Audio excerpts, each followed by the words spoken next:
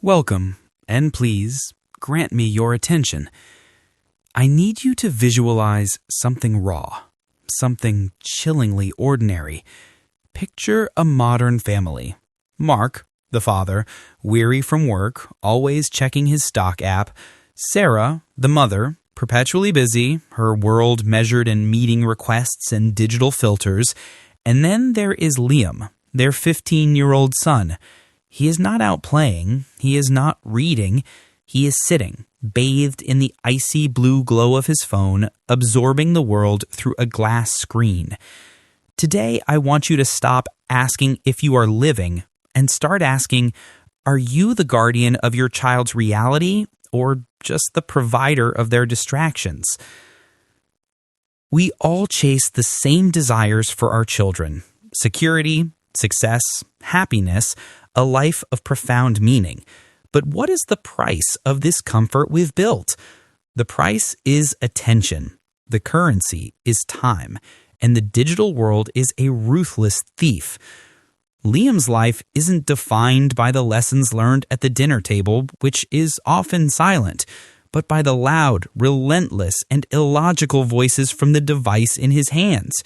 He believes he wants fame, not competence. He desires instant wealth, not discipline.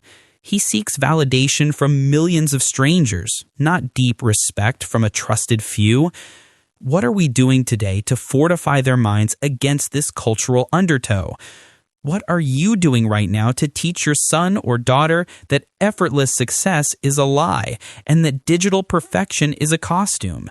Are you still substituting supervision with high-speed internet, still hoping that if you ignore the issue, their innate goodness will triumph over billions of dollars of optimized addiction software? Listen to me carefully.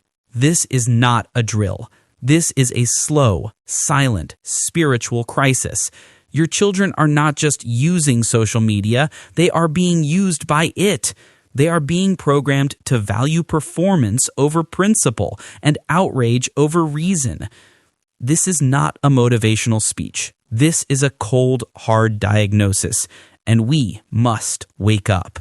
You are not killing time, you are killing potential. For Liam, time is an endless resource, measured only by how many videos he can consume. Every hour he spends scrolling is a victory for the algorithm and a loss for his future. He's not resting, he's retreating. Liam sees Kyle, 18, a micro-influencer, flaunting a rented sports car and a life of constant parties. Kyle is 2 years older, yet seemingly a decade richer. Liam absorbs the message. This is the benchmark. My life is boring. I am a failure. He doesn't see the reality. Kyle's crippling debt, the endless hours spent staging spontaneous moments, the hollow core of his fame, and the panic of staying relevant. Liam only sees the finished product, the highlight reel, and he compares it not to his own reality, but to his own vulnerable, behind-the-scenes teenage self. This comparison is poison. It makes the slow, quiet work of study, saving, or learning a skill seem beneath him. Why spend a year learning to code when Kyle makes $10,000 in one sponsored post? The solution? Parental presence. We must teach them the mathematics of effort. Show Liam the time it takes to build a skyscraper, not just the finished picture of it. Write down a plan, focus on one skill, and cut the digital heroin that is stealing his sense of reality. Time is a tool. We must teach them to respect it before it runs out. Liam starts to internalize the internet's culture of victimhood and blame. His English teacher gives him a B- on an essay. It's the teacher's fault. She hates me. The system is rigged. The educational complex is designed to suppress creativity, just like the creator on YouTube said. He comes home sullen and convinced of his persecution. Liam, slamming textbook. This is so unfair. Miss Peterson gave me a B-. It's because she grades based on archaic grammar rules. No one talks like that anymore. The whole system is designed to reward conformity. Mark, the poor parent, staring at phone. "Oh, sweetie, if you feel that way, then you'll just have to prove her wrong with your creativity. I'm sure she just doesn't understand your modern point of view. Sometimes you just have to deal with the old guard. You're brilliant, Liam. Don't worry about the grades." Mistake. Catastrophic mistake. The poor parent supports the illogical, self-serving conclusion because it's easier than challenging the child. Mark just validated Liam's avoidance of responsibility and reinforced the idea that his feelings are paramount to facts. He gave his son a permission slip for victimhood. The good parent's response? Sarah, the good parent, setting down phone, looking him in the eye. "Liam, you earned a B- because your essay had 7 grammatical errors and was handed in late. The educational system is designed to reward diligence. We are responsible for our results. Not Miss Peterson, not the system, you. Let's look at the feedback and let's work on getting an A next time. I will help you. I won't accept the excuse. I will support the effort." Accept the story, but reject the victim narrative. The parent is the firewall. If they allow the flimsy, illogical excuses of the internet to stand unchallenged, the child will never develop the fire, the hunger to build something from nothing. They will become lifelong complainers, waiting for the world to apologize to them. Liam's comfort zone is not a safe space. It is a cage constructed of likes and easy approval. He is slowly being trained to only value activity that generates immediate positive feedback. He starts a business selling heavily marked up, low-quality custom t-shirts online. He spends $500 of his saved allowance on inventory. A neighbor, Mr. Chen, a retired carpenter, offers Liam a job over the summer. $15 an hour doing manual labor, learning construction skills. Hard work, early mornings. "Why would I do that, Dad? That's like boomer work. I'm building my brand. That's not scalable." Liam has absorbed the hustle culture poison, that only passive income matters and that physical labor is a sign of failure. The irony is, he hasn't built a brand. He's built a debt and a distraction. He is scared to be uncomfortable. He is terrified of failure that doesn't come with an easy delete button. The degenerate life trajectory. He quits the t-shirt business after 2 weeks when sales are slow. He refuses the labor job. He spends the remaining summer hours scrolling, trying to find the next easy thing. His savings are gone, his experience, 0. When he turns 18, he pursues a high-risk, unvetted online certification program because the ads promise fast money and the social media gurus endorse it. He borrows money. He fails. The regret. Years later, we see Liam 30. He's $50,000 in debt from pursuing half-baked ideas and feels a profound sense of emptiness. He sits in his parents' basement, bitter. If only Dad had just told me no. If only he had forced me to take that carpenter job. I would know how to build something. I would know what real effort felt like. I wouldn't be standing here watching someone else do the job I avoided. I listened to the wrong voices.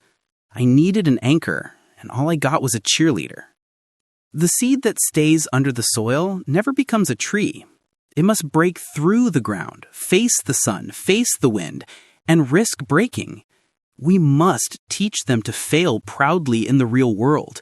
We must pull them out of the digital comfort zone and expose them to the dignity of effort. "I'll do it later" is a lie woven by fear and laziness. But the modern parent often enables this lie. Liam is tasked with researching college applications. He puts it off, distracted by a new online trend, the financial freedom mindset, a hyper-specific niche on social media that argues college is a scam, and the true path is to become a digital nomad now.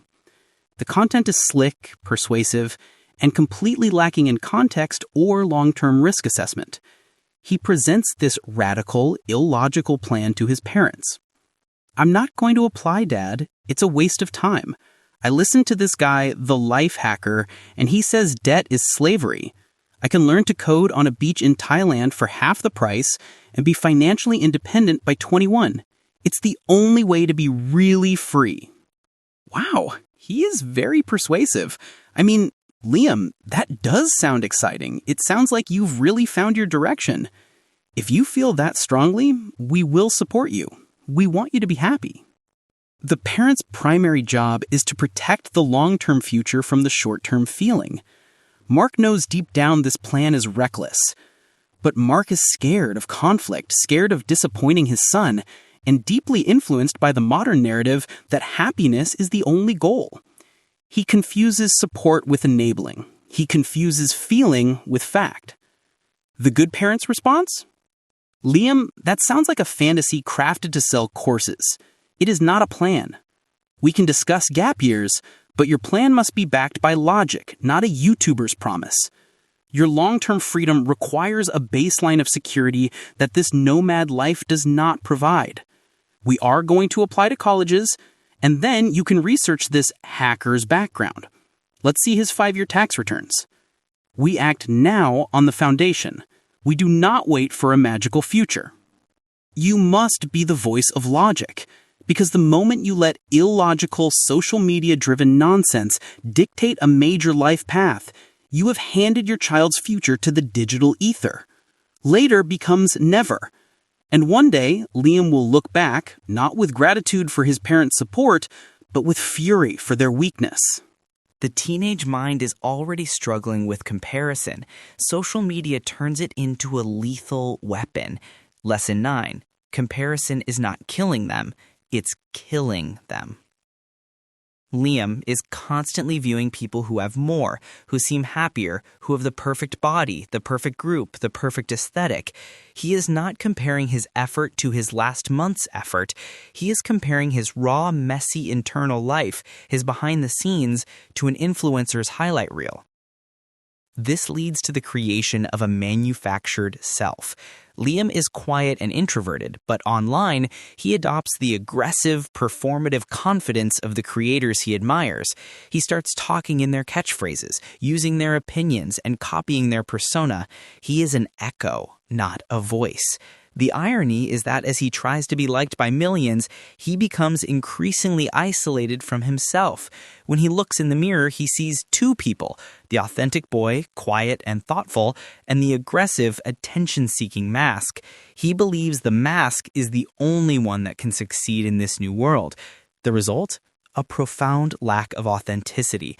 When his parents try to connect with the quiet, thoughtful boy, they get the aggressive, performative mask, causing friction and making meaningful connection impossible. Mark: Liam, you seem angry all the time. What's wrong? Liam, aggressive: Nothing's wrong, man. I'm just getting my mind right. You wouldn't understand. You guys are still living in the Matrix. I'm fighting for my financial freedom. He is speaking the language of his digital idols, not the language of his heart. You are watching your child disappear behind a persona created for the algorithm. Solution? Force authenticity. Demand real communication. Unfollow people who promote the toxic manufactured lifestyle. Track his growth from last month, not his follower count today. Replace the culture of comparison with the culture of competence. Let me tell you about Chloe, a friend of Liam's. She is brilliant, kind, and excellent at science. Her dream is to be a conservationist, but her entire friend group and the online community she follows relentlessly mock traditional careers. They celebrate creator culture, self-discovery, and going viral. Chloe feels immense pressure. She worries people will laugh if she dedicates her life to an unglamorous field research. She sees the easy fame of a friend who posts highly sexualized risk-seeking content, and she's tempted. Expectations will kill her spirit. If her parents were to say, "Do what makes you happy, honey," they would be giving her permission to follow the loudest, emptiest voices. The strong parent says, "Your expectations are not our destiny." Chloe, we are proud of your passion. This other path is a distraction. The world needs good scientists, not more influencers. The validation you get from doing hard, meaningful work lasts a lifetime. The likes last a second. You are not born to fulfill someone else's digital fantasy. You are born to chase your own. And sometimes that means disappointing the masses on the internet. That means saying no to the quick win and yes to the long, painful climb. Break the chains of digital expectations. Stop living for others. Start living for a life of substance. Liam's biggest enemy is not outside. It's the part of him that is addicted to comfort, to the easy validation, and to the lies he's been fed. It is the lazy, addicted self versus the ambitious, disciplined self. Every time he clicks off the phone to read a book, the ambitious self wins. Every time he hits snooze to stay up late watching videos, the lazy self wins. And the one who grows stronger is the one you, the parent, allow him to feed. Your child's pain is your power, but only if you stop hiding it. Liam feels pain. He feels inadequate. He feels frustrated by his lack of success, and he feels a deep anxiety about his future. Most parents run from this pain. They try to distract him with new gadgets, new games, or new allowances. Don't distract from the pain. Use it. Sarah, calmly. Liam, I know you are frustrated. I know you feel behind. That pain is real, but pain is not a reason to quit. It is fuel. You are not broken. You are just being rebuilt. We're going to take that feeling of inadequacy and turn it into a commitment to mastery. We're going to turn that loneliness into focus. I will not let you hide from your pain. I will help you turn it into power. The world doesn't owe you anything. It only rewards performance. You want a future for your child? Then you must teach them to fight for everything, not with rage, but with relentless, quiet discipline. The clock is ticking. Your role as a parent is the most important, least liked, and most necessary job on the planet. You must be the one who stands against the current. You must be the one who champions logic over feelings. You must be the one who demands effort over excuses. Wake up every day with this mindset. My child's potential doesn't owe me a damn thing, but I will still demand they take everything they deserve by building a real life. And one day, when they stand strong, successful, and secure in their real-world achievements, they will look back and say, I came from a home where I was held accountable. I came from a parent who taught me the difference between a trend and a value, and I made it. So now pick up your heart, fix your posture, clean your house of distractions, and start parenting again. Because their future is waiting. Your greatness as a leader is waiting. Their dream is waiting, and it's time to go lead them.